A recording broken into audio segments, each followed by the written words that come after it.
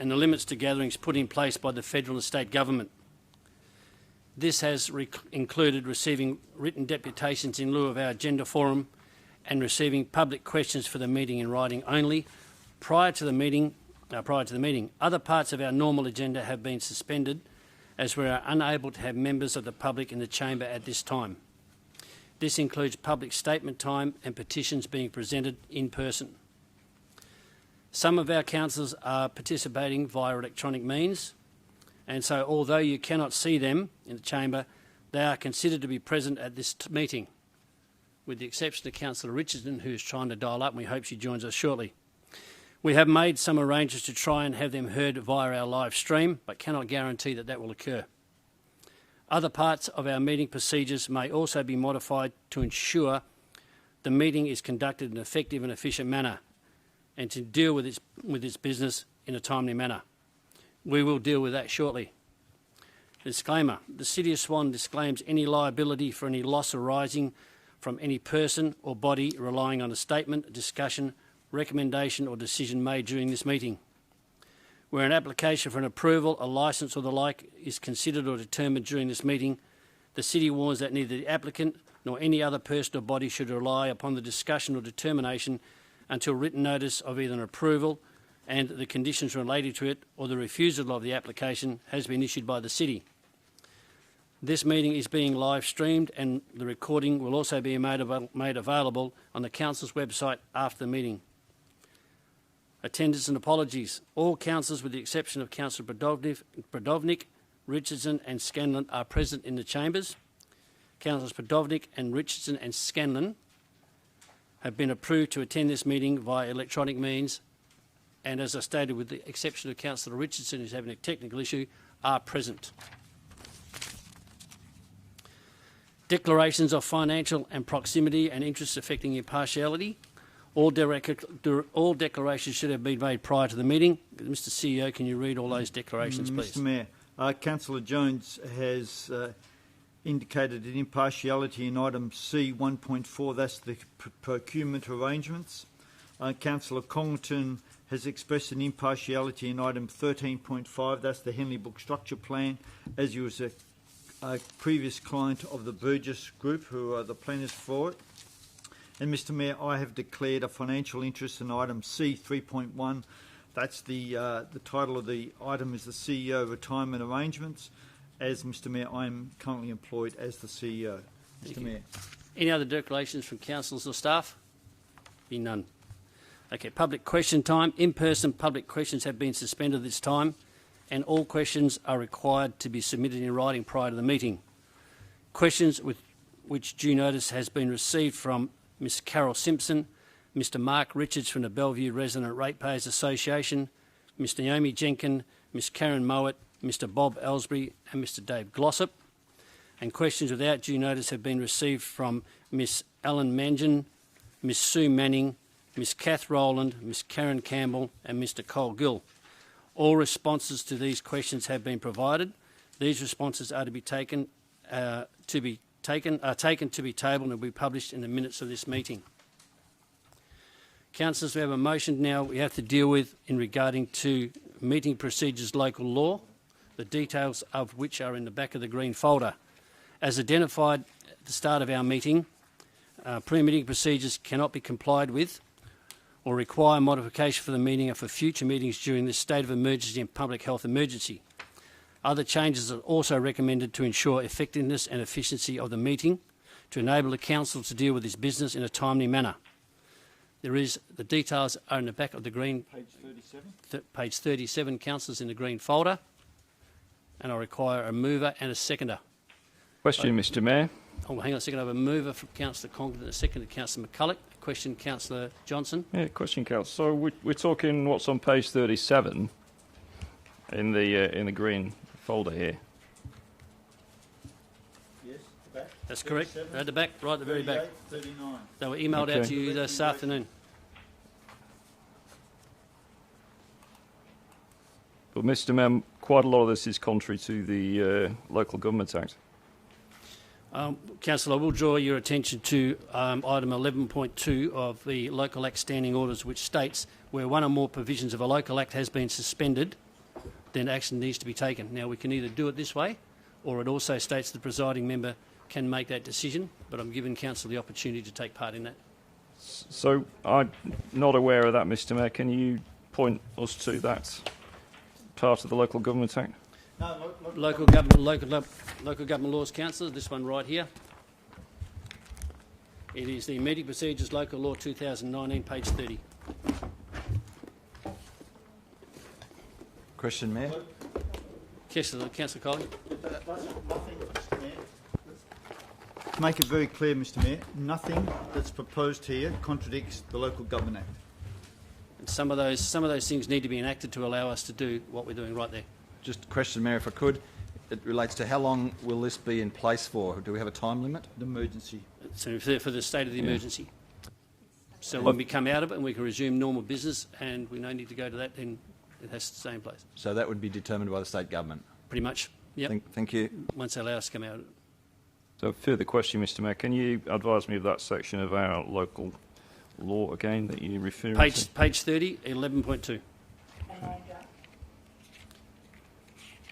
Amanda?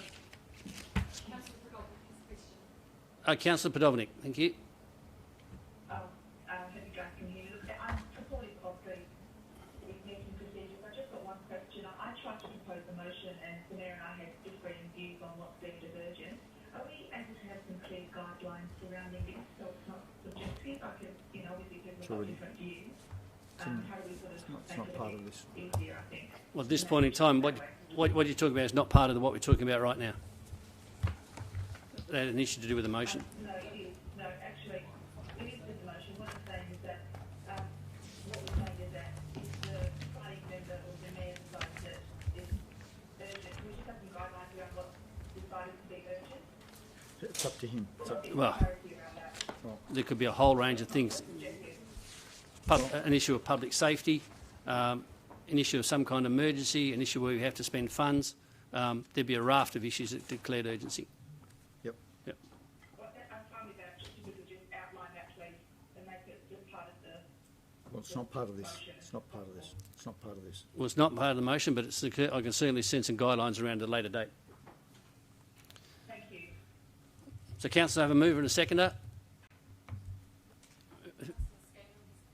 Councillor Scanlon, sorry, it's a little bit hard to see you down there, and my scribe is hiding behind a very big screen. So,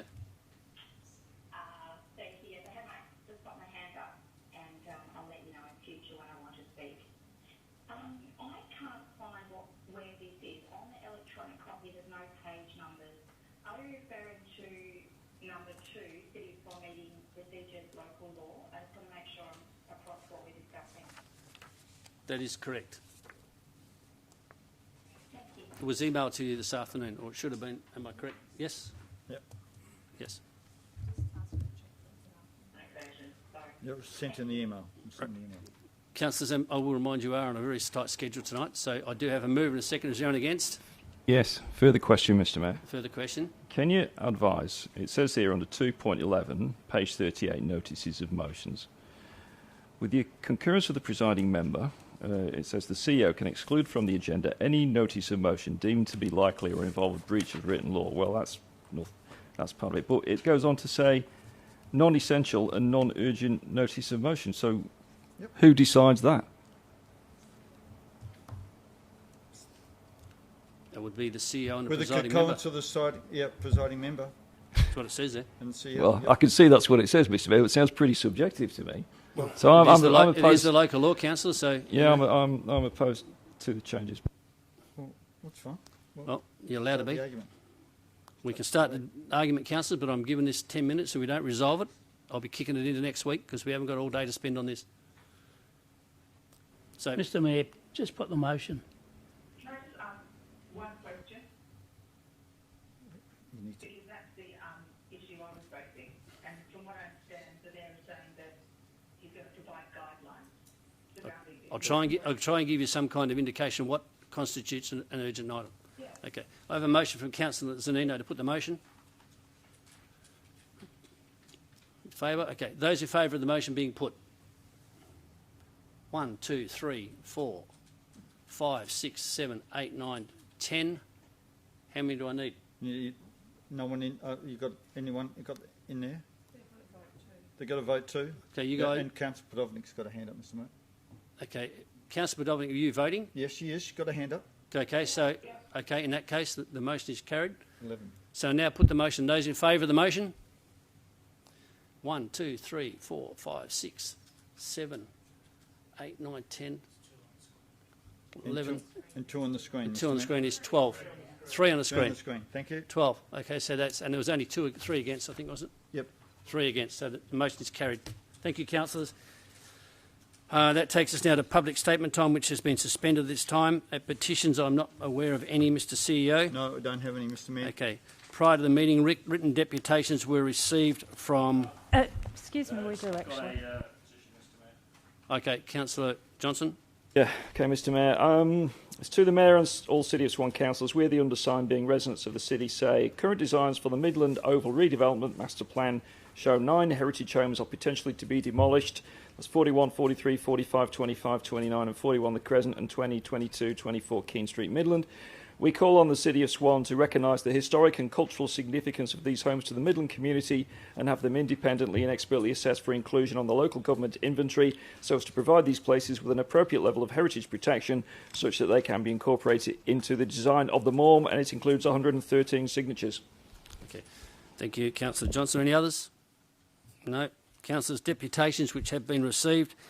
Some written deputations in regard to the agenda items received and distributed to all councillors, and they were published on the website. Deputations have been received on the following.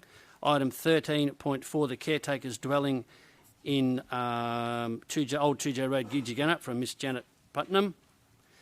There were also deputations on 13.5 from Mr. Brian Roberts, Miss Judith Anderson, Mark with no name, Miss Nicole Gill, Mr. Bob Darazi, Mr. Aaron Lohman, on behalf of Mr. Graham Wilson.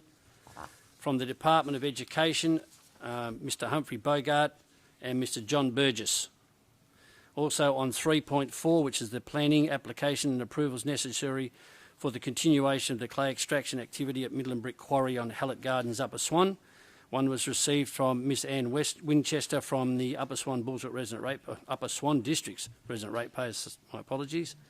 Mr. David Rowe, Miss Julie Mullins, and Mr. Wayne Manners, who is the President and CEO of Boral. Also on 3.5, which is the modifications to approved telecommunications infrastructure at Lot 600, number 22, Crestmore Pass, Bullsbrook, and they were received from Miss Christine Speicher, Miss Helen Williams, Mr. Ben Doyle from Planning Solutions, and Mr. Graham Game from Optus. And there were, I believe, additional comments forwarded to councillors during the week. Announcements by the Mayor. Councillors, I just want to remind you that since our last meeting, the world has changed dramatically, and we are in a chronic state of emergency, and it is no longer business as usual, and we will need to make decisions quickly and often. So I will ask you, councillors, tonight to keep whatever bait we are short, brief and to the point. We have a 2-hour legal limit to get out of this meeting. I will be very harsh. My apologies in advance for those councillors who wish to be repetitive or don't add anything to the debate. So I ask for your cooperation in that. Members' questions. Members' questions submitted with due notice from Councillor Kiley and Councillor Johnson have been answered and are in the agenda. Further questions from Councillor Johnson have been answered and are included in the schedule. Do any other councillors have questions of an essential or urgent nature? I ask that if any of these questions are not essential or of an urgent nature, they be submitted in writing to CEO for response. If none, leave of absence. Any leave of absence, Mr. CEO?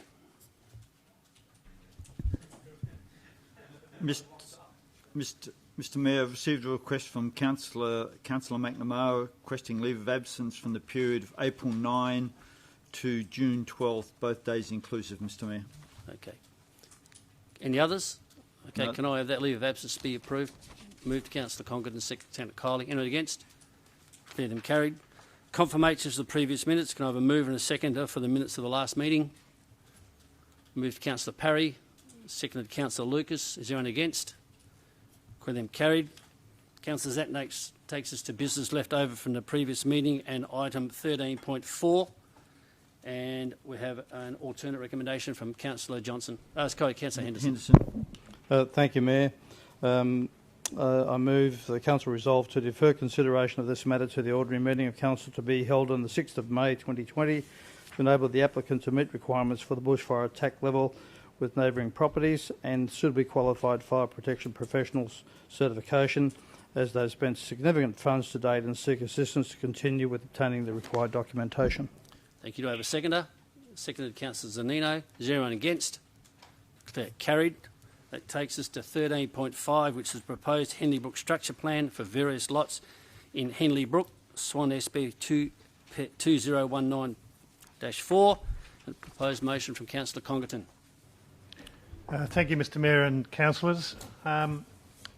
You would have received the latest update on this recommendation, and I'm hoping you don't want me to read through the entire thing, but just go to some of the bold-faced comments that are in the recommendation, if that's okay with everyone. So one is to impose the residential density coding of an R5 to the eastern periphery of the local structure plan area abutting the future Henley Brook Avenue to provide a larger lot, bracketed 2,000 square metres, interface with the Swan Valley Planning Act area.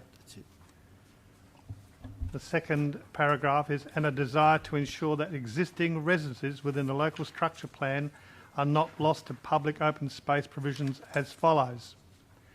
Modify the configuration of all proposed public open space areas where required to ensure that none encompasses the residence or major infrastructure on any existing lot with the exception of the POS/school sites combined.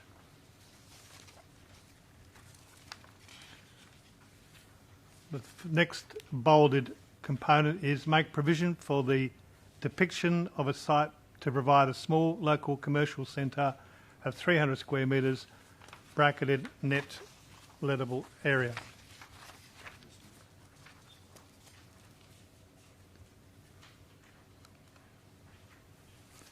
And what is missing is under V, impose a residential density coding of an R10 as a residential interface to the southern boundary of Morgan Fields.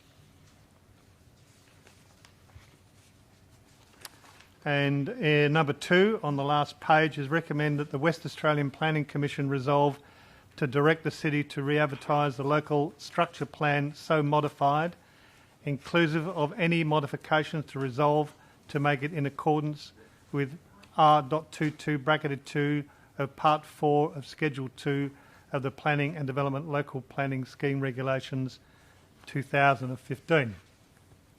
Thank you. Do I have a seconder? Councillor Parry. And Councillor reminds you that we received notification from the Department of Planning today that our time is up with this. They do want it back after tonight's meeting, so we need to make a decision in some way, shape or form. Mr Mayor, Mr. sorry, CEO. before we proceed, we need to clarify, because... did you read from that one, Councillor Congerton? There, I've got the latest one, thank you, Mr CEO, but what is missing out of V was the second paragraph, which was to impose a residential density coding. Well, so you've combined them both. So I've added the in where it was originally. So impose a residential density coding of R10 as a residential... So the second paragraph after that, which is missing. Righto. Yes. Got that? Righto. So it was left out. Righto. Thanks. So if you go to page 20 of the green, there's a paragraph down. It's under V. Under V. The second paragraph of V says impose a residential coding of R10. He's added that in because it's missing from the one he read out, was given out. Yeah, it's as of the screen now. So this paragraph here, this one here.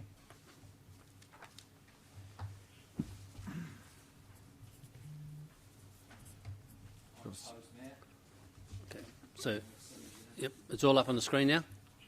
Yeah, Okay, so I have a move in Councillor Congerton and a second Councillor Parry. Is there anyone opposed? There is. Councillor Conker, do you wish to open the debate? Thank you, Mr Mayor and councillors. You'd be aware that I moved a motion some time ago to have this go out to public comment. And from that public comment, the city received a number of responses. And I don't wish to talk about the petitioners, but about the public comment. So there was there's 103 properties in the structure area. 49 of those had a listed no objection, but with some comment associated. There were 5 came back with objections, and in discussion with 2 of those 5, there is now not an objection to the structure plan. There are 49 no comments from the plan. So there are 49 residents that have chosen not to communicate with the city. I'd like to comment on the hard work of the resident Nikki Gill, who put together an enormous amount of work in relation to the structure plan and the content of the recommendation before you tonight. We are both well aware that the structure plan has changed, and Ms Gill had looked at presenting 2 alternatives prior to what you have sitting in your agenda. The decision to change some of the component of the officer's recommendation is to ensure that we had the interface required for the Henley Brook Avenue. The second one was to make sure that the residential coding of R10 was sitting on the interface of Morgan Fields. And the reason that interface is put in place is to ensure that those properties that are on the southern portion of Morgan Fields are not presented with a small lot development, either an R60, R80 or whatever it may be, from that level. Where the gas pipeline is now on the plan, a lot of those residents in Morgan Fields have the pipeline as a buffer. So with the changes that we've made to the officer's recommendation and in support of Ms Gill, and a discussion that both Councillor Parry and I had on a visit to the properties, I say that 2 of the 5 objectors are happy that now their homes are not going to be consumed by POS. And it's interesting to talk about the POS, and I'll try and cut it short, Mr Mayor. No one has to sell. No one has to sell. And the part here is there a lot of fear, because there's POS marked on a plan, that you have to sell. Well, you don't. So with the amendments that have been made, these organisations, and there's about 5 of them in the playing area of this, so there's 2 that we know of, which is the Mirvac group. There's also the Burgess group representing another organisation, and there is about 3 others that are in negotiation. So, councillors, in a conversation with Ms Gill, with the exception of the late item in the recommendation to request the Planning Commission re-advertise, everyone would appear to be happy. But in this particular very difficult structure plan, I doubt that we're going to get too many people happy about anything. But it's a long way further and better than it was before. So I hope councillors resolve to adopt it and we can put it to bed. Thank you.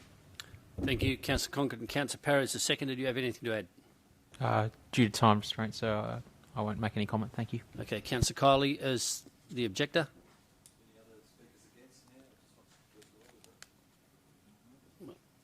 You're first up. Thank you. I'll just, if I could, Mayor, confirm the process from here, because I know a lot of people are listening. and watching this debate, I'd just like to go over the process again because there has been a directive from the WAPC, I believe. Can I just get the CEO to go over that process, how it works? Will it go out for consultation after the WAPC look at it, for example? I think I'll defer that to Mr. Russell. Russell. Up to them, Mr. Mayor, I believe. Is this working? Yes. Good. Thank you, Mr. Mayor. The ball's already in the court of the West Australian Planning Commission, who right now may determine the application without any comment from council. I understand that the Commission are keen that the council makes a decision this evening and doesn't re-advertise any changes, and you can see in the recommendation there obviously too is, and this was mooted at the last time this was presented to council, that the process allows the Commission, when it comes to consider what the council has resolved and anything else, it can make a resolution to say make a raft of changes, inclusive of the changes that the council has recommended, any changes that the Commission thinks ought to be made, and then say to the council, if it's of a mind that it should go back for advertising, direct the council to re-advertise it before they make a final decision. But at the moment, under the regulations, the time has expired for the council to provide its recommendation to the Commission, but of course the Commission can still consider it out of time, but I understand they're keen to receive the recommendation so that they may proceed to determine it. Thank you, Mr. Russell, and thank you, Mayor, for indulging me in that explanation. So for those people who are listening and for the other councillors, this has got to be decided tonight effectively. So this is a good reason why we should take this opportunity to make the changes that the community want. And if you've received emails today from numerous residents in the Henley Brook, Morgan Fields area, you will know that they want more than Councillor Congdon's offering. They want more. Councillor Congdon said that this is a long way further better than it was before, but councillors, we can make it much better. This structure plan is for the future. It's for way down the track. It's for a period when we will be off council before all this gets implemented. This is for the long term. But we are creating a picture here of what this suburb will look like in the future. That's effectively what we're doing. We're creating a picture of what this suburb will look like in the future. And this is our opportunity to take that chance now and put it to the WAPC. I do feel pressured, as all councillors do, to get this across to the WAPC, but this is our chance now to implement some of the changes that the community want. And those changes, I foreshadow an alternative motion if Councillor Congdon's motion fails, and I have an alternative motion which looks at going beyond those things that Councillor Congdon is offering to implement into that Henley Brook structure plan. Councillor Congdon talks about a 300 metre squared commercial centre. That is tiny, councillors. I mean, on that point alone, that is tiny. That's equivalent to not much bigger than these council chambers. It's tiny. It's a 10 metres by 30 metre area. It's simply not suitable for a small commercial area. In my alternate motion, I'm offering a 1,000 metre squared commercial area. It would provide for maybe a small IGA and a couple of shops and a medical centre and the like. 300 metres does not cut it for what the community want. You're looking at a suburb which is going to be probably housing up to maybe 7,500 people. You're going to need shops in a centrally located area. So on that point alone, for having a 300 metre squared commercial area, it's just not suitable. It's not adequate. And I suggest that you look at my alternate motion for a 1,000 metre square area. In my alternate motion, I am implementing practically the same changes that Councillor Congdon is putting forward, but I'm going forward further, councillors. I am looking at providing a tree-lined street, Park Street, would have an 8 metre setback from the road verge, in which a row of trees could be planted the whole length of Park Street, which would mean that you drive down Park Street as the major thoroughfare in the area, and you're having this beautiful row of trees. Councillor. You have this beautiful row of trees there. You will also turn up into Henley Brook Drive, and you would have, in my alternate motion, you would have a 15 metre row of trees set back from the road verge all the way up to Morgan Fields. Between Park Street and where Morgan Fields begins, you would have a 15 metre strip of trees. Now, that provides an interface between Henley Brook and the Swan Valley. It retains the Swan Valley feel to the whole area. It puts trees in place. What I'm proposing is not radical, it's not unusual, and not out of order. We have the opportunity to paint a picture here of what this suburb is going to look like. I ask that you reject Councillor Congdon's motion and vote for mine, which has the same as what Councillor Congdon's been putting forward, but I go a little bit further to provide that amenity which will make this suburb great for the future. It will make these sales of houses in the area go faster for the applicant. Thank you, Councillor. Thank you. Okay, is there any other speakers for the motion? Is there any other speakers against the motion? Be no other speakers. Councillor Congdon, your right of reply. Thank you, Mr Mayor, and my apologies for not standing up. Thank you, Councillor, for your comments. And we had a discussion about this. And we don't know the plan for the very large commercial centre is for the northwest corner, adjacent to the new proposed train station. And if that is to proceed, it will be a lot larger than what I'm suggesting, and you're absolutely correct. But 1,000 square metres doesn't cut it either, not when the consideration is for something like a small IGA, a medical centre and a pharmacy and the parking. It won't cut it. But what we don't know is if it will or won't happen, because they still don't know about the station. And that's the issue that we face. The object of putting in the small 300 square metre is for a small shop. And that can be situated anywhere in the southern side or in the middle without having an impact on the properties as drawn in on a couple of drawings. So I would certainly hope that the Metronet get their act together and put the station in where they say they're going to put it and not hold it up, and then that commercial centre can go in place as planned. In relation to all of the tree buffer zones and everything else that's discussed, again, if some of these lots on the southern portion and certainly on the eastern portion go to the size that have been depicted, we're going to physically tell those owners where you're going to put trees. And I've been through the building envelope. I've been through the building envelope story before. You put in a building envelope and you tell people where they're going to put it, and all of a sudden the building envelope doesn't suit the site and it has to be moved.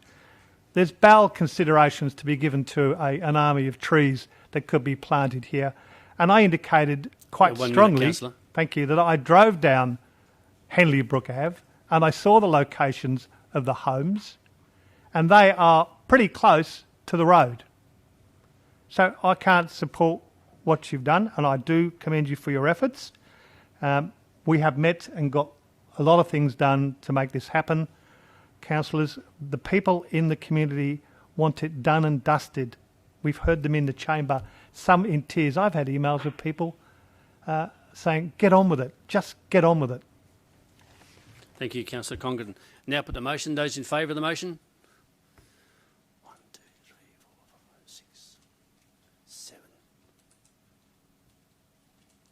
7. Those against? 1, 2, 3, 4, 5, 6, 7, 8. The motion is lost. Okay. Councillor Coley. Thank you, Mayor, and I've got to read my alternative, I gather, first. Sorry, only those that the parts you've changed. Changes. Councillors, my recommendation is to impose a residential density coding of R5 to the eastern periphery of the local structure plan area abutting the future Henley Brook Avenue to provide for a larger lot, 2,000 metre Oh, sorry, I'm reading the wrong one.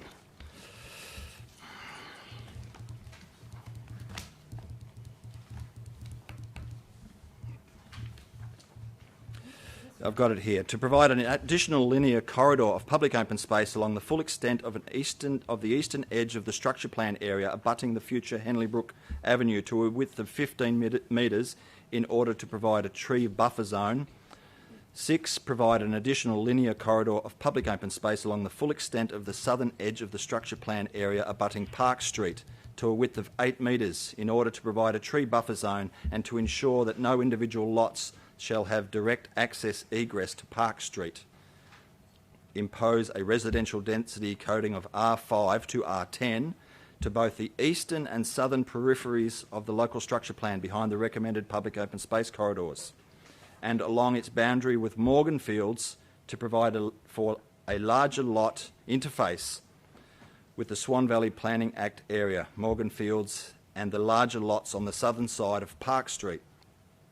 8, impose a residential density coding range of R30 to R80 across land within the structure plan area to the west of the gas pipeline, and a maximum residential density coding of R25 for land within the structure plan area to the east of the gas pipelines. Other changes are down in 9 is effectively the same as Councillor Congdon put forward. Ensure that public open space is not provisions as follows: modifying the configuration of all proposed public open space areas where required to ensure that none encompasses the residence or major infrastructure of any lot, with the exception of public open school sites combined. It goes over in bold, councillors. Make provision for the depiction of a site to provide for a local centrally located commercial centre of 1,000 metres squared in the net leasable area. And the further change, I think I've covered everything there. One more on the screen. On the end, it's somewhat different to the change as per the direction from the WAPC councillors, and the change, if you could just cross out 2 on the sheet before you and read what's on the screen, and that is to recommend that the WAPC resolve to direct the City to re-advertise the local structure plan, so modified inclusive of any additional modification it resolves to make in accordance with that part of the Local Planning Scheme Regulation 2015. Do I have a seconder? Seconded Councillor Congdon. Anyone against? Amendment, Councillor Lucas. It relates to the size of the proposed commercial centre, and I propose that agreeable to the movement seconder, the commercial centre of up to 1,000 square metres. So it could be smaller, but it could be I'd be happy with that, Mayor. Is that okay for the mover and the seconder? Okay, that becomes now part of the substantive motion. Is there anyone against the substantive motion? In case of carried. That takes us to part B, and just before we go to that, councillors, just like to the camera and then send a cheerio to the Year 6s from Swan Valley Anglican School. I believe there's in excess of 60 of them watching us tonight, who I had the pleasure of doing a Zoom questionnaire, and I can tell you what, they were very well briefed and a tough crowd. Very tough crowd. Okay, the following items in Part B have withdrawn, councillors: item 3.1, 3.4 and 3.6 and 4.1. Like a mover for those items not be withdrawn to be adopted. Moved Councillor Parry, seconded Councillor Zanino. Anyone against? Declare them carried. Okay, that takes now item 3.1, which is the Metropolitan Regional Scheme Amendment, 1357-57, normalisation of Midland Oval redevelopment area of the City of Swan. And I believe that is Councillor Kiley. Thank you, Mayor. Councillors, this is a slight change to the actual officer recommendation, and you'll see it there in bold. It is to request the WAPC ensure that any current or future foreshore management plan for the land adjacent to the Helena River foreshore, lot 8025, 9032 and 4042, includes a requirement to have those areas that are unsafe for public access fenced off. That's as simple as that. Okay, a seconder. Councillor Johnson, I think you were first. Anyone against? Declare that carried. Takes us now to 3.4, which is the planning application for approvals necessary for the continuation, extension or expansion of the clay extraction activity at Midland Brick Quarry Hallett Gardens, Upper Swan. And 3.4, memory occurs me correctly, is Councillor Henderson. Thank you, Mayor. The changes are in bold, councillors. So I move a recommendation with amendments to Part 3 of the 1.3 after the words tonnes per annum, to add a point 6, maintain earth bunds formed from overburden around the perimeter of the site to a minimum of 3 metres high, and to vegetate densely. At a point 9, maintain sufficient on-site road surface to the exit gate using aggregate or similar to trap mud and soil, preventing off-site export to the local road network. Application of water to truck wheels and the access road when necessitated to mitigate mud or dust export.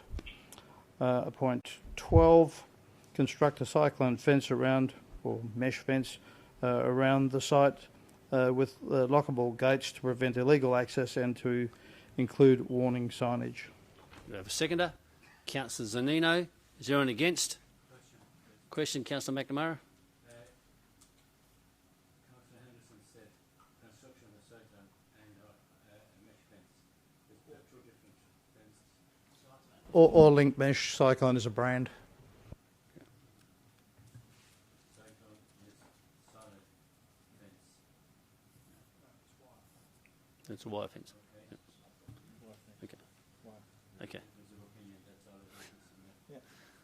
Councillor Castellano, you have a question? Yes, I'd like to oppose it, but I don't want to debate it. Don't wish to debate it? Okay. Councillor, in that case, no debate. Those in favour of the motion?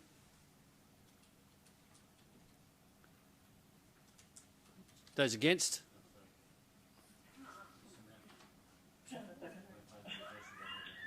Okay, so you're in favour of the motion? Okay. Just put your hands up, councillor. Those against the motion? Against the motion? Anyone against the motion? Yep. Councillor Catalone is against the motion. 1, so it's passed 14-1. Thank you, councillors. Okay, and that now takes us to 3.6, which is the extension of time for shopping centre approval at Lot 2 and Lot 3, Coast Road, and Lot 23, Arthur Street, Dayton. And Councillor Kiley. Councillors, I'll just read the changes under point 2. All conditions and advice notes and all stamped approved plans of the previous planning approval remain valid and applicable, with the following additional condition imposed. The loading/service area for the shopping centre, which abuts Firewood Way, is to be enclosed by the addition of a wall and roof in order to mitigate against noise impact to surrounding residences. Okay, do we have a seconder? Councillor Johnson, is there anyone against? Yes, I am. Okay. I'm against it, yes. You're against? Okay, you wish to debate it? I do. Okay. Councillor Henderson, you got a question? Yes, Mayor. Wouldn't this normally be dealt with at the stage where officers are developing plans with the proponents? Mr. Russell? I wouldn't have thought so. It's already been... Through you, Mr. Mayor. No, this can be... The plans show, the existing approval shows the loading area open. So it's an opportunity here if the council wants to enclose it. It's the right time to do it. Thank you. Okay. Councillor, you wish to debate it, Councillor? Yep. Councillor Kiley, open to debate. Councillors, I'll be brief. This is just a simple change to the approved plans going forward, and the reason I've brought this to council's attention is because of the issues at the Altone Road Shopping Centre, in which the loading bay is open and expels a lot of noise for reversing trucks and unloading trucks to that shopping centre. The setup of this shopping centre will be very similar to the Altone Road Shopping Centre complex, and therefore it's just a case of getting ahead of the game and ensuring that we overcome that issue now rather than in the future when and hopefully if this shopping centre gets built. So that's as simple as that. It's just a change. This is to allow the whoever purchases the new site to have a readily approved set of plans to go forward and build a shopping centre as was originally planned by council and the applicant. That's as simple as that. Thank you. Thank you. Councillor Johnson is the seconder. Nothing to add, Mr. Mayor. Okay. Councillor Catalano, you wish to speak against the motion? Yes, thank you. Well, 2014 this was first approved. This is now the third extension. Is the shopping centre actually going to be built? It looks like it's highly unlikely. The fact is that it might not even be appropriate for this particular location anymore because it's completely surrounded by houses, and in fact there's another shopping area that is currently being developed along Repton Street. So let's just bite the bullet now and say the time is up on this particular development, and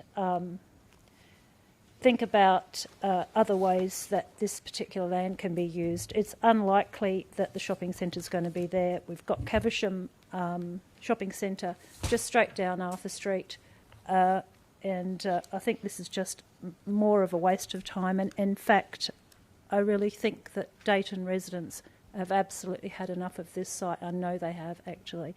And to just allow an extension of time just adds further insult to their injury, the injury that they've had to suffer since 2014. So I'm against even. I foreshadow actually moving option 2 from the staff recommendations. Thank you. Thank you, Councillor Catalano. Any other speakers for or against the motion? Councillor Lucas speaking. I have a question first. Thank Question? you. Can one of the planning staff advise me the difference between this proposed shopping centre and the commercial centre on Repton Street, which I think is referred to by Councillor Catalano? Mr. Russell? Thank you, Mr. Mayor. The commercial centre on Repton Street is a far smaller scale. It's been deliberately limited in terms of the available retail or shopping floor space. And in fact, the Repton Street area is predominantly for what we might call more service commercial type developments fronting its proximity to the major road network. So that's the principal difference. Thank you, Mr. Russell. Thank Councillor, you you. happy with that? Now speak for the motion. Okay. As briefly as I can, I support Councillor Kiley's motion. He's trying to future-proof noise issues which could affect the existing residents. There are two different types of commercial centres. One's a shopping centre, one's a commercial centre of a much smaller nature. It's unfortunate it's taken this long and there has been an extension, but I fully support Councillor Kiley's motion. I trust you'll do the same. Thank you. Thank you. Speaker against? Any other speakers? No other speakers. Councillor Kiley, you're right to reply. Just quickly, councillors, even if we went down the path of trying to stop this development, we would lose at SAT. They've got approval already. There's nothing substantially that has changed. That's my understanding of it anyway. I understand that there's people in the area of Dayton who want this site probably turned into housing. However, I don't think we have any chance of stopping that, even if we attempted to. This is an approval given by a previous council, and we would be going against the flow in that respect. This applicant should have the opportunity to build a shopping centre as planned. Thank you. Those in favour? 1, 2, 3, 4, 5, 6, 7, 10, 12. So 1 against, 2 against. Okay. It's only 2 against. Carried 13 to 2. Okay, that takes us now, councillors, to 4.1, which is the Dayton Dog Park concept. And is Councillor Kiley also? Mayor, thank you. This motion, councillors, is that council resolve to endorse the concept design for a dog park at lot 8011 to Keeler Corner, Dayton, subject to the following changes. Move the southern fence 5 metres to the north and reduce the width to 35 metres. Increase the width of the entry battle axe leg to the large dog area to 10 metres. And C, move the dividing fence to the west so that the area for the large dogs is approximately 60% of the total area and approximately 40% to be allocated for the small dog area.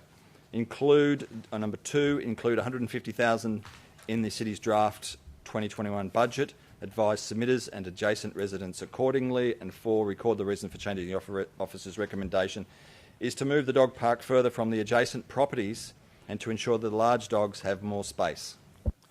Thank you, Councillor. Seconder, Councillor Johnson. Is there anyone against? There is. Councillor McNamara, do you wish to debate it? Councillor Coley, open the debate, please.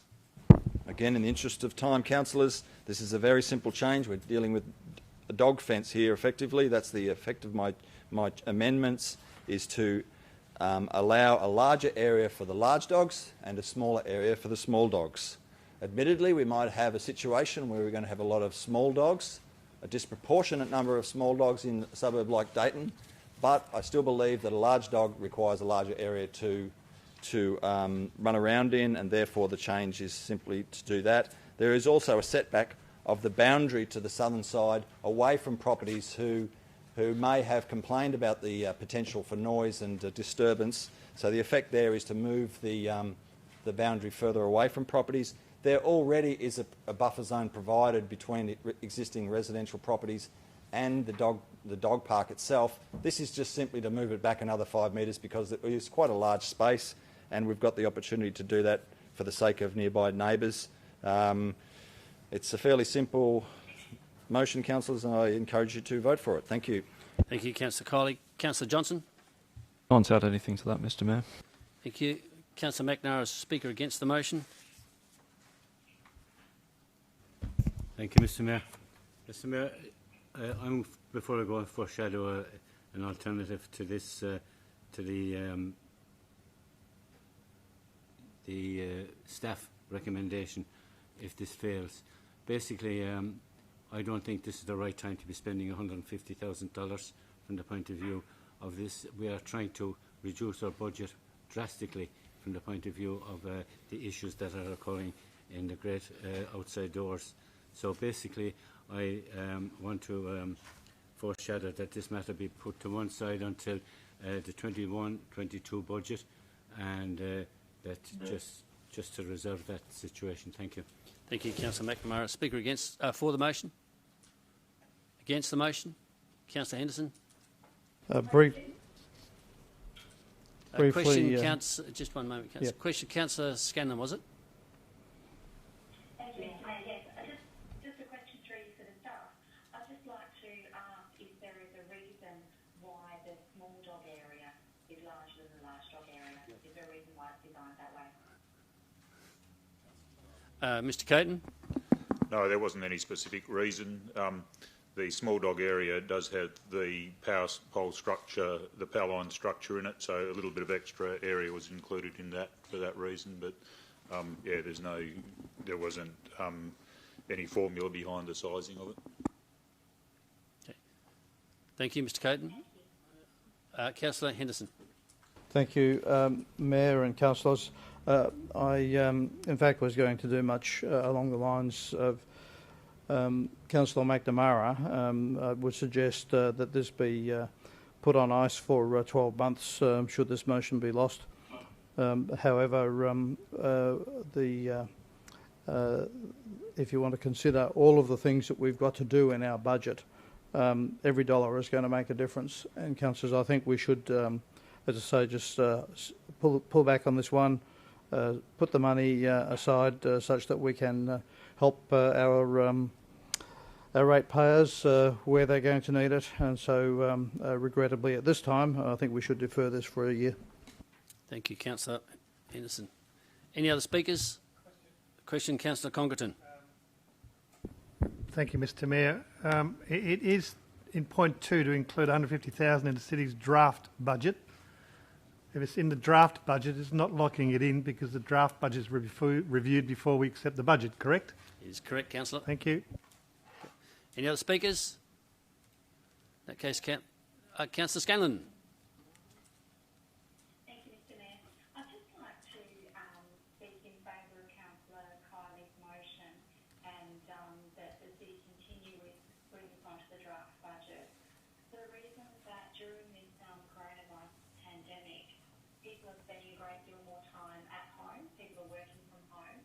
And for many people, the only time they get out is to walk their dog. And for me, I believe consider not only the financial benefit but the health and well-being of our ratepayers, and it may be something that we wish to pursue further when we consider the draft budget. Thank you. Thank you, Councillor Scanlon. Any further speakers? Councillor Calano, speaking. The issue of dogs and people who are afraid of dogs is actually a very live one throughout the suburbs in the Altona area, and I think that it's really important that a solution that addresses that isn't put on ice, because it is very real, and it actually causes quite a lot of maybe tension, because there are people who don't understand dogs and there are people who don't understand that other people don't understand dogs. So this is a really great solution. In fact, I think we should get on with dog parks in all suburbs, but we've got this one on the table, so let's keep it going, because it's a very, very, very real and important issue for these suburbs. Thank you. Thank you, councillors. Okay, councillors, any other speakers? Being no other speakers, Councillor Kiley, you're right to reply. Thank you, Mayor. And I thank Councillor Congdon for raising the fact that this is going on the draft budget, and we're not locking this $150,000 in. We're just not going to be spending it now. This motion is about approving the design. That's simply what it is. It's approving the design of the dog park to go forward in the future, whether that be in the next financial year or the financial year after. And that discussion about whether we spend the $150,000 will happen in the next few weeks. We will make a decision on whether we spend money on infrastructure, capital works, or whether we're going to pull back on expenditure throughout the City of Swan. That's a decision we're going to have in the next few weeks. And personally, I have no problem if we have to pull this out in the next financial year. Then I don't mind that scenario, but it's not what we're deciding here tonight. We're simply deciding whether the dog park design is an appropriate design to go forward with for any budget, whether it be the next 12 months or the 12 months after that. So I encourage you to vote for this. We will have the discussion when we come to the draft budget discussion, and I'm sure that Councillor Lucas or Councillor McNamara, Councillor Congdon would bring that $150,000 up, because we're speaking of it tonight, so we can have that discussion then. But this is not what this motion's about. So I'd ask you to approve the design for whenever we implement it. Thank you. Thank you, councillors. Okay, now put the vote. Those in favour? 2, 3, 4, 5, 6, 7, 8, 9, 10, 11, 12, 13 in favour and 2 against. Thank you, councillors. Okay. Okay, the following are, there are a number of items, councillors, we have to deal with tonight before we reach the next hour, so I would like to deal with those first, then we'll come back and deal with the remainder. That being as C 1.5, which is... Mr Mayor, question. Yes, Councillor. We've gone past Part B, urgent business. I have an urgent item, Mr Mayor, about COVID-19. Well, I'm sorry, Councillor, but you should have submitted that earlier, and it's way too late. The meeting's already well and truly passed. I have submitted it, Mr Mayor. So, Mr Mayor, procedural motion, if I may. Oh, Mr Mayor, I'd like to move a procedural motion under Section 7.1H of our meeting procedures local law, which is still in force, that the ruling of the presiding member be respectfully disagreed with. So you're moving a dissension motion. Is that what you're moving? Okay, do I have a seconder? Okay. Is anyone in favour? Mr Mayor, I do get to speak to this. All right, this ought to be good. Yep. Mr Mayor, first I'd like to commend the City for its involvement with the emergency food and essential supply delivery to assist more than 300 residents across the City of Swan in its response to the COVID-19 crisis. There are many other residents at this stage of needing emergency food relief, but they are facing financial hardship through losing sources of income. This is our first opportunity. Councillor. Yep. You're actually moving a dissension motion, so you need to convince us why it is urgent. All right, I'll get on to it, Mr Mayor. There are no items on our agenda about COVID-19, which is quite remarkable given every other Metropolitan Council has addressed COVID-19. It is the elephant in the room. We are somewhat behind other councils. The state of emergency was declared on the 15th of March. That's some 3.5 weeks ago. The AMRC, for instance, just 3 weeks ago, on the 19th of March, did table a far-reaching confidential item on COVID-19. It is true there is a special meeting next week on the 15th of April called by the Mayor, but that is a full month, calendar month, after the emergency was declared. I do not know, Mr Mayor, what is actually on the agenda of your proposed special meeting. And there is another special meeting for the 28th of April, which is some 6 weeks after the emergency was declared. Councillors, I would like to move my motion, which is... Councillor, you're arguing against... you're moving a dissension motion? I know. You're speaking to the dissension motion, not your motion. I am, Mr Mayor. I'm saying it's an emergency, so we should be addressing it. And my motion is in section 10 of the questions. And I would like to have the opportunity to actually address this COVID-19 issue, Mr Mayor, because it is urgent and it's getting very late in the day. It's just under a month since the emergency was declared. So, councillors, I urge you to let me proceed to dissent from the Mayor's ruling and let me move my motion under urgent business. Thank you. Is there a seconder? Do you want to speak too? Okay. I will make the point, Councillor, you were advised yesterday that the agenda for the special council meeting I called will go out tomorrow on more than one occasion.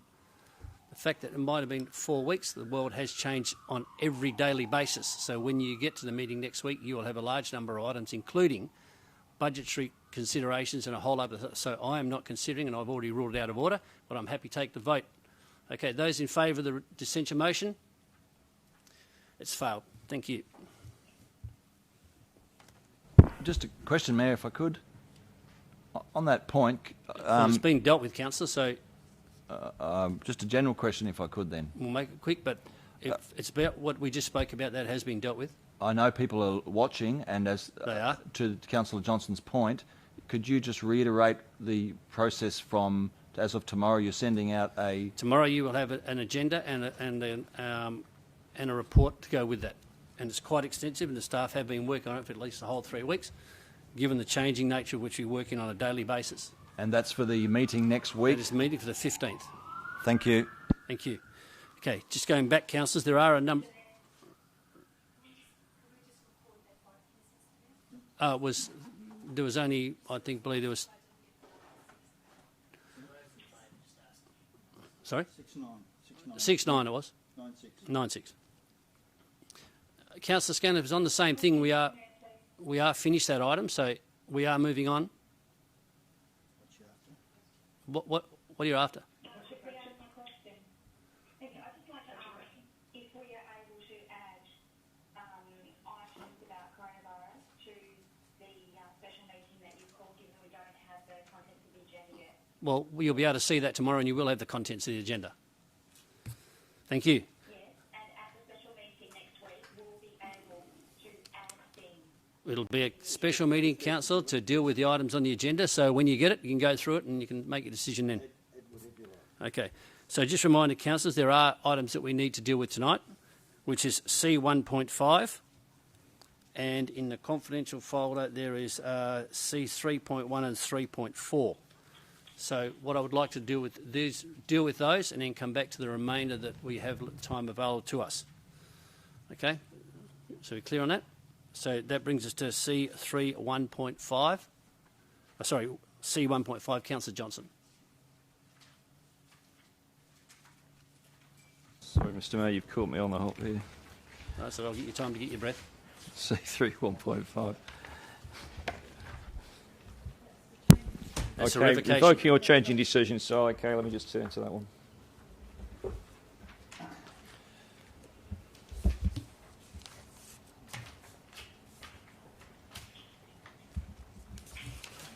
So, Mr Mayor, this comes in two parts, of course. This Part A, the revocation motion.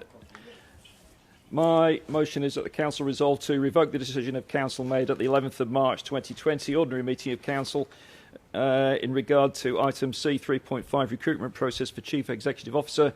One, endorse, I don't think I need to read all that out, Mr Mayor, so basically we want to revoke the decision of Council concerning the CEO recruitment process. And in the event that the revocation motion is successful, absolute majority required, then the notice of the motion in Part B is to be considered. So One little thing I need from you, councillor, is a reason. Would you like me to the reason, the one that you submitted? The reason for changing the officer recommendation is to provide further clarity and consistency. Well, councillor, the reason you gave for the was right here, which I have in front of me. It says a significant of councillors who are not present when the motion was passed. So that is the reason. Sorry, Mr. Mayor, must have been missed off. Well, have it there Okay. for you. All right. It wasn't Well- on the agenda. Okay, do I have a seconder? Councillor Kiley. Is there anyone against? There is. You don't wish to debate it? Councillor Zanino, do you wish to debate it? Okay, councillors, bear in mind. I can move that the motion be put. Those in favour of the motion being put? 1, 2, 3, 4, 5, 6, 7, 8, 9. 9, so that motion is lost. I need 11, I believe. Okay. And bear in mind, councillor, you need an absolute majority of 8 for a rescission motion. Councillor Johnson. Thank you, Mr. Mayor. Mr. Mayor, the reason, though, we've moved this revocation motion is that, as all councillors will recall, the CEO Performance Review Committee was selected as the group of councillors that would be involved deeply in the recruitment of the new CEO. Councillor Johnson, you need to speak to the reason. And the reason was that a significant number of councillors were not present when this motion was passed. That is what you have to speak to, because that is the reason for your motion. I don't think you're right, Mr. Mayor. Well, I am, because that is the reason that you submitted here, councillor, along with the 5 signatures for the revocation motion. That is what you have to speak to. Mr. Mayor, we've had a bit of talk this evening about not wasting time in these meetings, and I was going to get round to I'd that. suggest you speak to the motion. So, can you please let me speak? If you are speaking to the reason, I will let you speak. If you digress, I will not. So is it okay for me to speak in an uninterrupted manner now, please? If you are speaking to the reason for your motion, yes.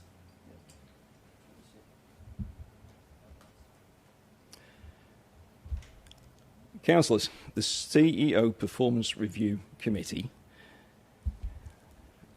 was selected for the purpose of reviewing the CEO's performance. It was not selected for the purpose of recruiting the new CEO. At the time that we did pass this motion, a number of councillors were missing. And I think it's appropriate for the full council, and we have everybody here tonight, should have the opportunity to reconsider this decision. I believe it's appropriate for the new CEO, when he is selected, to have the confidence of the vast majority of council. I don't just mean 9-6. I mean, I'd like to see a unanimous decision and that we have selected the right person. And the way we get that is to allow any councillor who wishes to participate in the... Councillor Johnson, again, you're Mr. deferring from Mayor, the reason and you're you're not going understanding to Part B. your role. Please, will you let me speak? I will, councillor, but I have told you to speak to the reason for your motion. You're now starting to talk about Part B. Mr. Mayor, you're out of order. Point of order here. Excuse when me, you councillor. are out of order. Councillor, I am not out of order. I have called you on more than one occasion. If you continue, I will use the authority given to me. Now, I've asked you to speak to the reason, and the reason was that there were insignificant councillors in this room. So if you can make it clear to me why that makes a difference, you can continue. Mr. Mayor, I think you need to apologise for that. It's No, inappropriate. I don't. I've called you to order. Now, you've called to order 3 times. Don't start quoting me the rules to me, councillor. I know the rules. You've been called to order, councillor, to speak to the reason. Where can you call me to order for speaking to the motion? I've asked you to speak to the reason for your motion, councillor. I'm doing that. No, you're not. You've gone into Part B. You've gone into the second part of your motion. Mr. Mayor, I think you're being so disruptive. I'm just going to sit down. Okay, thank you. Would the seconder like to speak? Yes, thank you, Mayor. Judge Colin, I'll warn you the same thing. You're speaking to the reason. Could I quickly ask, what was the vote last time? Does anybody know? Someone like to remind me? Regardless, Mayor, we didn't have a full sitting, and I'll just go ahead and argue it anyway. It's Okay, well, you important. speak to that reason. That's fine. I am, I believe. Okay, that's good. I'd like to. We all partake in voting in the new CEO. It's our whole responsibility. So I'd like to see a whole sitting of council. I think have we got everybody here tonight, Mr. CEO? I think we have.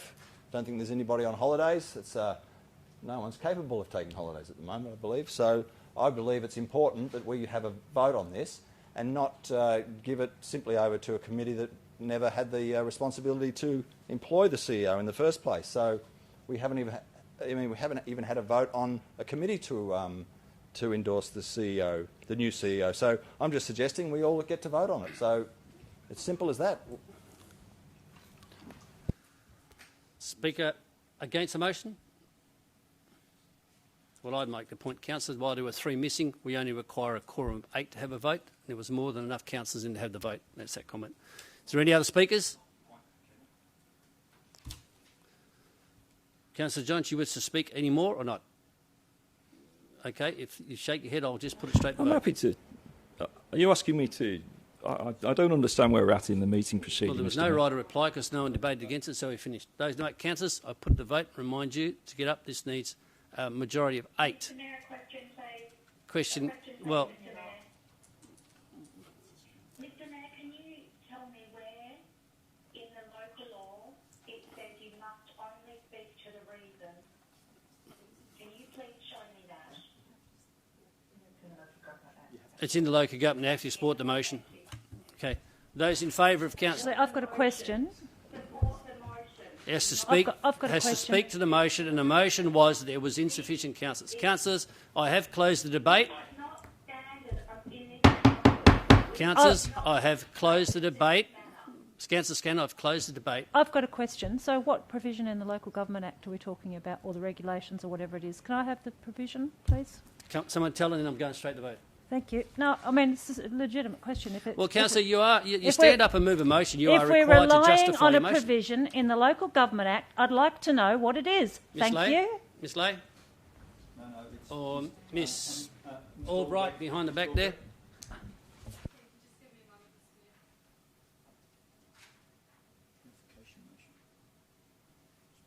Under revocation motion.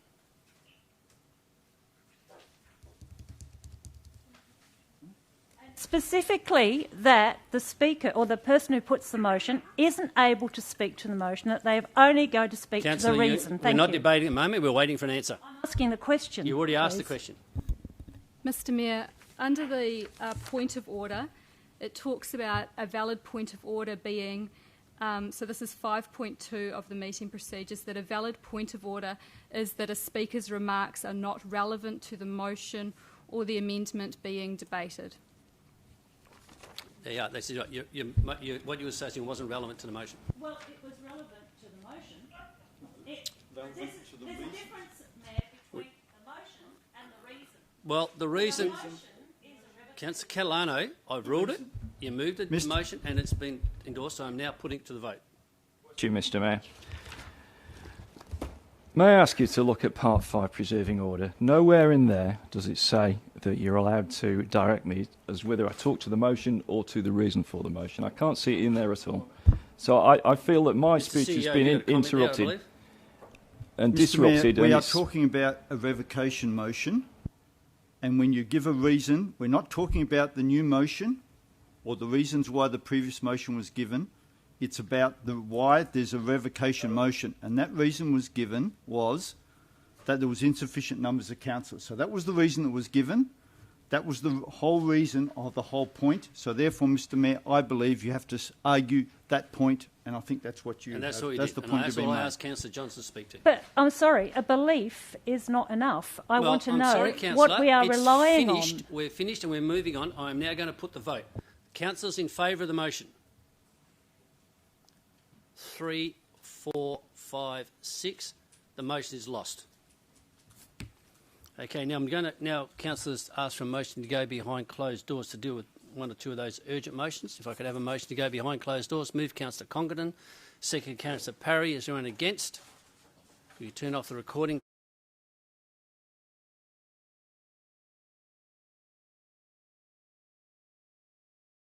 Councillors, my motion is to One, it relates to the Great Northern Highway egress from Swan Christian School and the Stefanelli Business Park. The motion is 1. Note the works undertaken in 2019 to the points of access and egress to the Swan Christian School at 381 Great Northern Highway, Middle Swan, to improve long-standing traffic flow and safety issues. 2. Conclude, however, that there remains a serious risk of vehicle accidents and therefore potential for injury to students, parents, caregivers and staff when exiting the site, which is unlikely to diminish over time. 3. Direct the CEO to liaise with the Minister for Transport, the Minister for Road Safety, the local state and federal members and main roads to provide a solution that meets the needs of both the Swan Christian School as well as the requirements for a point of access and egress from the Stefanelli Business Park along Great Northern Highway, suitable through consultation to the needs of both operations. And 4, that this work be undertaken at no expense to the City of Swan other than staff time to deal with the issue, and all funding for the works is to be made available via state and or federal grants. The reasons for the motion are that egress from the school presents an unacceptably high risk to the safety of students, parents, caregivers and staff and the public. 2, the development of the Stefanelli Business Park would be supported by having adequate access and egress. 3, any works undertaken would not be inconsistent with other treatments along Great Northern Highway to provide for safe vehicle movement. 4, there is already reduced traffic speed at this location 24/7. 5, the opening of Northlink is unlikely to have a significant impact in heavy vehicle movements away from this road in the long term, and therefore the problem is not going to go away. 6, there would be no budget implications for the Council in passing this resolution. And finally, 7, that this action would be consistent with proper and orderly planning in the overall interest of ratepayers and road users alike. A second question? Your seconder? Okay. Is there anyone against? Councillor Cole, I would propose an amendment on your paragraph 3 to remove the words to liaise with the to write to.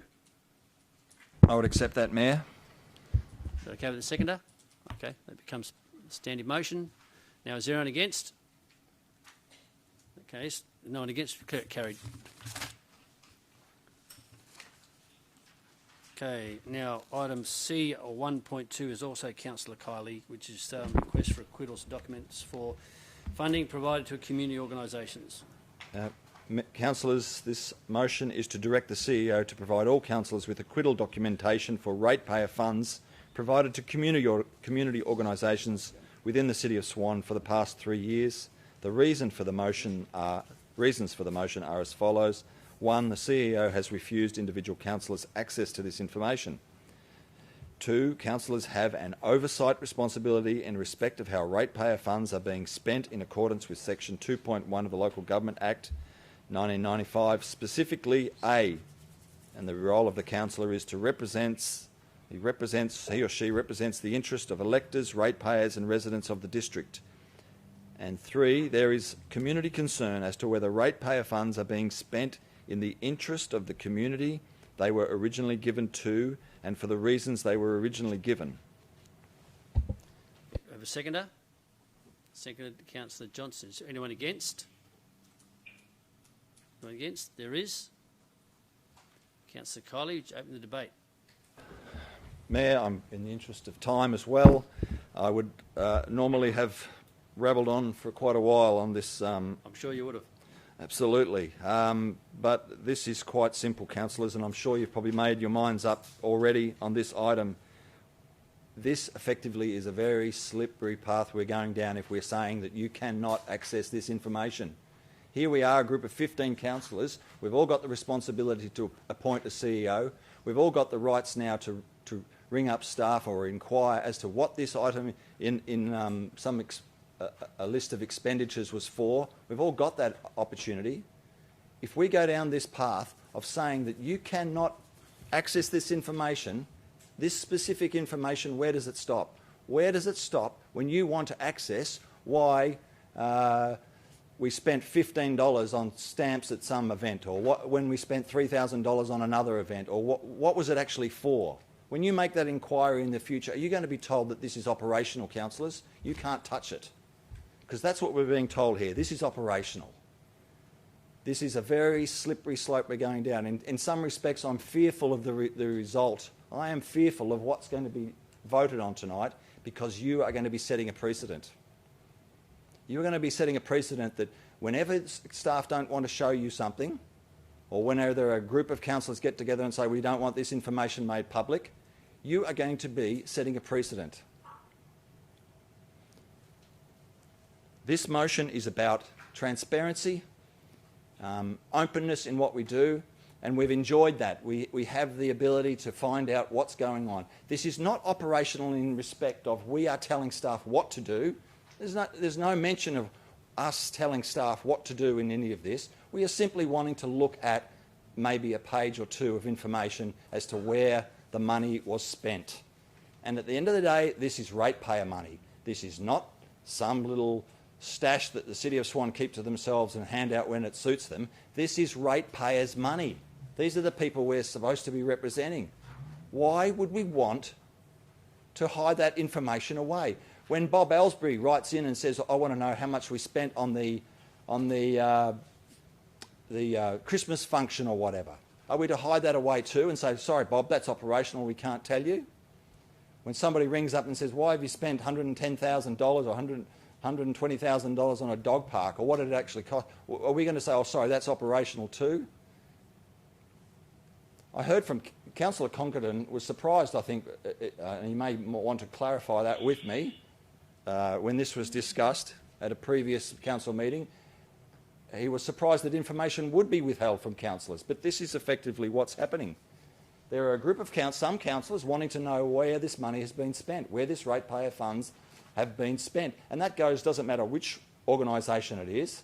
Let's not get specific about which organisation we may want. Let's talk about the whole acquittal information about where ratepayer funds are being spent. So you sit there and decide what you're going to do, councillors. You're going to set a precedent and ensure that you can't see information in the future because you're saying it's operational. As soon as staff say, no, sorry, that's operational, well, it's not operational. It's simply making use of our oversight responsibility, and that's what we're here for. If we remove our oversight responsibility, we might as well go home, because effectively that's all we're here for. We have an oversight responsibility on this. I'm not going into what may or may not be found, but if it's ratepayers' money, if ratepayers' money is involved, I want to see where it's spent. I want to have the right to see where it's spent. Otherwise, what is the point of us being here? Thank you, Councillor. Councillor Johnson is the seconder. Yeah, thank you, Mr. Mayor. Mr. Mayor, it's quite an important motion, this one. It's about councillors' ability to look at information. Councillors, information is not operational. As councillors, our job is to read and to understand the information that is flowing through our city. Councillors, when I did the Australian Institute of Companies Directors course, I think one of the things they said, which we've all heard, I think, is noses in, fingers out. All we want to do is to see the information. And it's information about the money that our ratepayers are entrusting to us, and we are there to ensure that the money is being used appropriately. Councillors, this motion is in line with the principles of freedom of information. So if you want to apply for this information using the Freedom of Information Act, you can do so, but you have to pay for it. So if it's our information, why do we as councillors have to pay to look at our information on behalf of our ratepayers? So that's why I think we need to have this in there. Councillors, our ratepayers expect us to be looking at this. And councillors, if you were to look through our agenda, you would see lots of examples of very detailed operational information is available to you. So if you care to look at 5.1, list of accounts paid, we've got things like ErgoLink, 1,774, and we've got I'll try and find one that doesn't return. I've got one here for $5.10. These are very low-level, $75 institutional membership. If you look through that, it's very low-level operational information. How are we spending our money? We're asking for the same level of information about our community groups. Now, councillors, we're not asking them to give us more information. All we're asking is to look at the information we've already got. So there's no additional demand on those community groups. Councillors, another example of operational information is section 3.7, planning decisions. We now list all of the planning decisions made under delegated authority. Okay, that's operational because that's been delegated. It's in our agenda now. We can now see what it is. Another example, councillors, of operational information is we publish once a year, confidentially, a list of all the grants that have been given and to whom they have been given.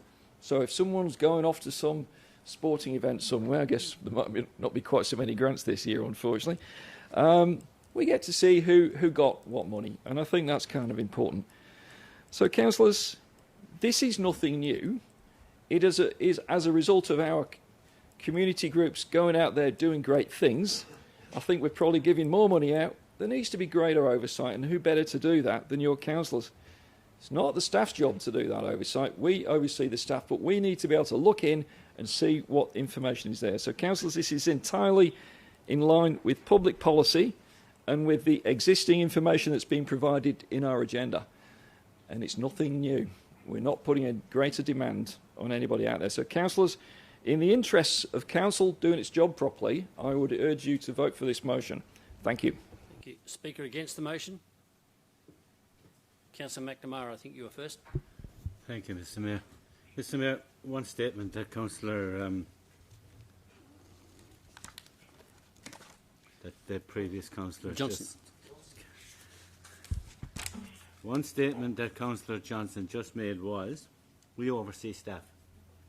We don't oversee staff, Mr. Mayor. The CEO oversees the staff. We oversee the CEO. The CEO dictates and delegates the responsibility that he has, that we have given to him, to various members of staff. Mr. CEO, 23 years, I have never ever been refused information by the staff. Never. I personally believe that it is the way you approach the staff that you get your information. I personally believe that staff do a magic job. Sometimes it's difficult for staff when they are dealing with private and charitable organisations, that when you seek information, that they, if they want to satisfy a councillor, that they have to give personal and information that is really not relevant to what the councillor really wants the actual information for. Some councillors believe that they can do a better job than staff. Some councillors believe that, yes, they should be running the show.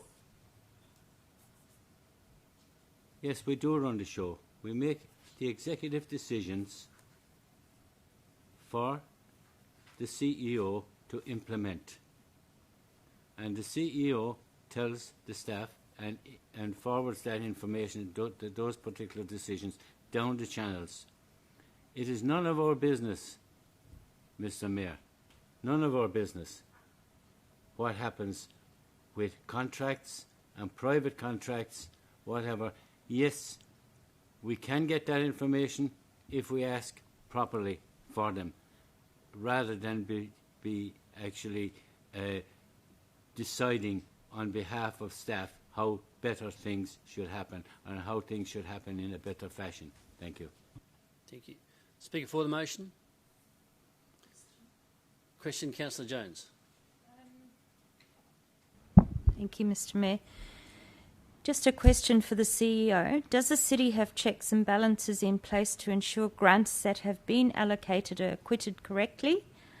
Question one. Mr. CEO. Yes, Councillor. question 2, are these checks and balances audited? If required, yes. And Thank as a you. matter of fact, it's on the audit committee agenda for next year to have these processes audited. And I believe that is the proper process for council in this type of area. Thank If you, council Mr. wants to CEO. get involved in dealing with all these claims and making sure the claims have been acquitted, my concern is, Mr. Mayor, that then I'll be getting requests for, has Mr. Smith paid their rates? Does Mr. Smith have a dog? What type of dog is it? Has Master Smith paid their rates? And how much have they paid? Point of order, Mayor. So, I think the Mr. CEO is Mayor- getting into debate here and influencing debate, Well, in my I'm, view. I'm answering the question, and also I think, I'm very I think concerned. you're influencing the debate, Mr. CEO, and I think you should And, stop. and I think I have every right to influence the debate on this issue because you are getting involved in operational issues, and this is the concern. My next biggest concern is that I'm going to get a request, as I've had in the past, to see all councillors' claims going back 5 years. So all of a sudden, and I've already discussed this with staff, I need 2 additional staff to start dealing with all these requests. Not only these requests, but all the other ones. So in a time when you want me to cut back staff, cut back operational issues, I have to increase staff to go and supply information because Point of order, individual Mayor. councillors This is want to not get about- involved. And I'm sorry, Mr. Mayor. This motion is not about appointing more staff. This is not about appointing more staff. That's enough, councillors. Councillor Jones, any further questions? Okay.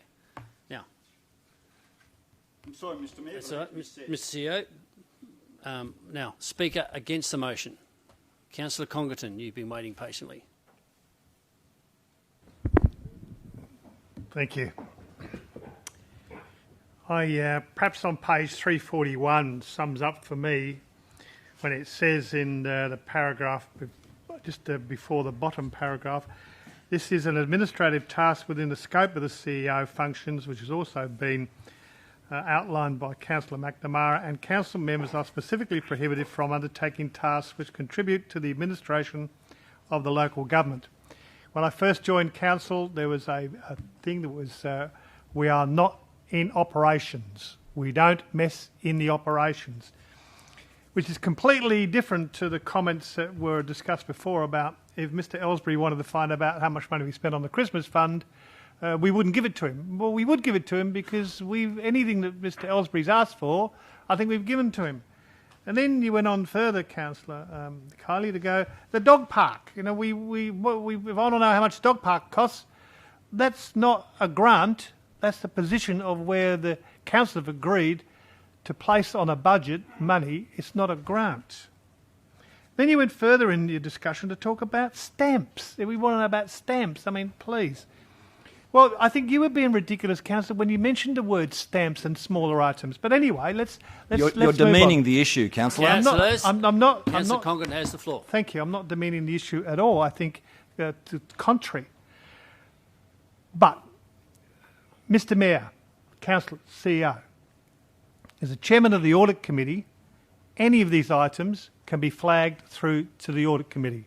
If you have an issue with any organisation and a grant, flag it up through the CEO to the Audit Committee, and the Audit Committee can request the staff to go and investigate an acquittal process to see whether it's been carried out correctly, and you will get an answer.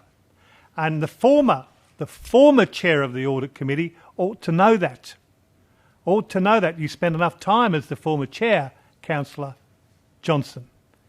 So there are the appropriate ways to get this information, and there are not appropriate ways to get it. So I can't support this, Thank you, Mr. Councillor CEO. Congerton. Speaker for the motion. Councillor Catalano, if you have anything to Yes, add. thank you. Well, I don't think anyone was asking for any extra work to be done. I think it was just a question of council being more transparent with councillors, which is that we actually have a look at the records if we feel that we need to, so that we can just identify issues that might be concerning us. There's no extra work required by council or by staff or the CEO. There's no extra work required. It's just about being transparent with the work that you do. That's all. Just being transparent with councillors. And I understand that actually some councillors have asked for records to do with the acquittal of grants and have been refused. So why are we standing up and saying, well, you can get whatever records you like? Because my understanding is that councillors can't actually can't look at the records relating to acquittals.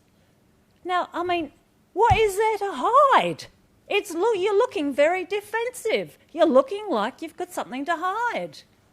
Just make it available. Nobody is asking for anybody to do any extra work. The work's already done.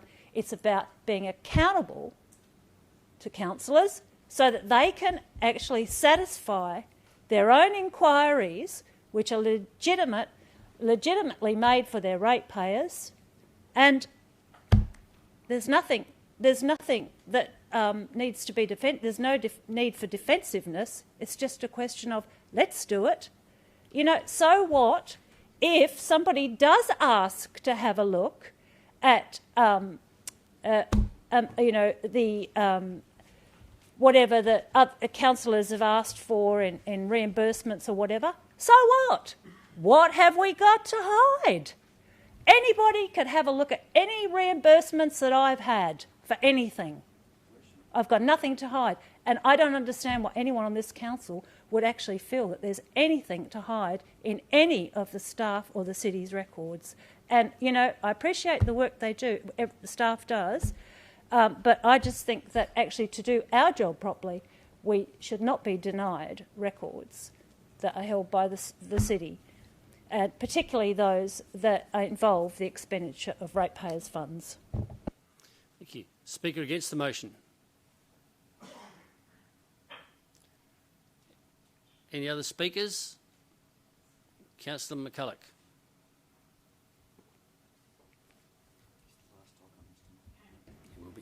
Yes, thank you, Mr. Mayor. Councillors, we've got a governance role in regards to the granting of funds to community organisations, and the officer's comment was fairly straight in that decisions to make funding available, the determinations of budgets, etc. And the implementation of those decisions and the disbursement of funds falls within the functions of the CEO, who is responsible for managing the day-to-day operations of the local government. We're greying the lines between our responsibilities and our work as elected representatives and operational matters. And again, it does open it up that once we continue to take things that are operational into the realm of a councillor, the complications and the complexities, where do we end? Where does this start and where does it end? It's not within our proper role of any councillor to embark on these individual investigations of the acquittal of funds by the city. It's an administrative task within that scope of CEO's functions. It talks about the funding for community groups may be released in a number of ways. We've got acquittals there for funding is determined largely by the amount of funding and is therefore proportionate to the value. Councillors, acquittals and audits and things that are done and done in a right and proper way, yes, there's nothing to hide. We're calling or talking about why or would there be any reason for anything to be hidden, or even the transparency around these things. With any of these processes, there is a process and acquittals are done for the reason that there is responsibility and there is complete transparency. And acquittal processes are conducted by staff. Councillors, I think I'm a little bit over the rhetoric. And councillors, even with this motion, let's address the elephant in the room right at this moment. The underlying reasons for this motion, and Councillor Johnson, I just appreciate no grinning. The underlying reasons for this motion is a direct attack on councillors, specifically myself, and my involvement in a hard-working community group that at this moment is making somewhere up to 20 Point of order, Mayor. That's got nothing around. to do with the debate yes, we're it has discussing everything at the moment. to I'm not going to do. overrule your point of order. And I'll She's use making a my point. time, Councillor Kylie. Point of order, Mr. how Mayor. I wish. May I ask the So it member who's has speaking to everything address to the do- Mayor and not me? Sorry, I would a appreciate lot if of you times, address the Councillor Johnson, that has been done as well, so I can't say I'm the only one, but I will address the chair. So that is the elephant in the room here, councillors. It's about individual councillors and attempts to bring them into disrepute. And this is to do with my working, which even happened before I was on council, with a community group, and the fact that even right now that community group is working hard in a COVID-19 area to provide for those most at risk, to continue to provide for families whose children have a short amount of time to live suffering from cancer, to provide in so many ways. So I'll continue, councillors, and I'll finish it here, that with this motion... If you could, Councillor, because you're about to run out of time. Councillors, what needs to happen is instead of bringing a motion such as this to council, I'd ask you to have the guts to make an actual allegation against me of impropriety. Thank you, Councillor McCulloch. Okay, a speaker against the for the motion. It's now 8 o'clock, councillors. I'm going to put this straight to vote and the meeting will be adjourned. That's you, Mr. Councillor, Mayor. I'm sorry, councillors, but We need to finish the debate. Well, you've got about a 30-second right of reply, councillor, because legally, we have to be out here at 8 o'clock. Mr. Mayor, there's no legal reason why we have to do a I'm repeated not comment. arguing with you, I'm not Councillor. arguing with you either, Mr. Mayor. Please Well, let I'm him. telling you Please now, let him finish. We have it, Councillor Kylie. Your right of reply, and please Point of make order, it Mr. short. Point of order, Mr. Mayor. Oh, sorry. You go. It's fine. It's not a problem. It's fine. Mayor, Councillor Kylie, you got 3 minutes. we haven't finished. We'll carry this over to the next meeting then. You got 3 minutes. Hurry up. No, you gave me 30 seconds before. You wanted to cut me off before, but now you've suddenly given me 3 minutes. So what's going on? Okay. What have I got? I'm happy to adjourn the meeting. I just gave you the opportunity to finish it. So Which finish is it, Councillor? 30 seconds or 3 minutes or 5 minutes? So just do it. You got 3 minutes. First of all, we've got the CEO getting involved in debate that he shouldn't get involved in. We've got a Local Government Act, councillors, and I need to read this to you, and I hope you take absolute notice of this, and anybody listening at home to take note of 5.92. Access to information by council, committee members. 1. A person who is a council member, that's all of us, or a committee member can have access to any information held by the local government that is relevant to the performance by the person of any of his or her functions under the Act or under any other written law. 2. Without limiting, subsection 1, a council member can have access to all written contracts entered into by the local government and all documents relating to written contracts proposed to be entered into by the local government. The CEO, in my view, is breaching the Local Government Act in not providing this information. I'll say it again. The CEO has breached the Local Government Act in not providing this information to me because we are going into budget discussions. This is to do with money spent given to a community organisation or a number of community organisations. I didn't specify any community organisation. I'm talking in a general sense because I don't care about some petty little community group that are working to do this or that at the moment, whether it be anywhere in the city of Swan. I'm talking about an overall approach we have towards this. We either are transparent in what we do or we're not transparent. If Councillor McCulloch wants to raise the issue of disrepute and mention an organisation, that's up to her. But there is a bigger picture at play here. If you go down this path, you are stopping councillors getting information. And Councillor McNamara, you have never had a problem because probably you've never asked the hard questions. We have asked questions, and I have asked in a very polite way. Councillor Congdon intimated the same thing, that we're not asking in the right way. We are asking in the right way. We've politely put emails to the CEO. This is a slippery slope we're going down, councillors. I am supported by the Local Government Act here, and I'll stand by it. No matter how you vote tonight, you are preventing this councillor in the future and future councillors from obtaining information that is pertinent to their jobs. I'm absolutely disgusted in how that I even have to bring this motion before this council, given the Local Government Act says that I should have access to this information. Thank you, Councillor. That's your 3 minutes. The vote, those in favour? 1, 2, 3, 4, 5, 6. Motion is lost. Thank you, Councillor, and I join the meeting.